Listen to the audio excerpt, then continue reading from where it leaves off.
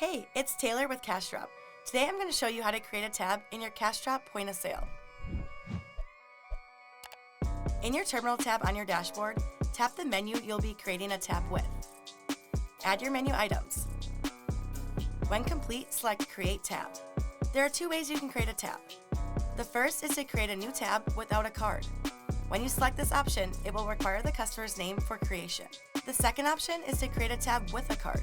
Once selected, enter the customer's name and collect their card information with your connected reader. Open tabs can be found listed below your menus. You can tap on a tab at any point to add to it, merge it to another existing tab, or cancel it. When the customer is ready to close out, simply tap on their tab and select Pay Cash or Pay Card. If you've started a tab with a card, it is saved in your system to charge the card on file. Tabs allow your customers to order as they go and provide a seamless experience for your guests and staff. For more step-by-steps, follow our YouTube channel or hit the Help tab in the app. Cha-ching!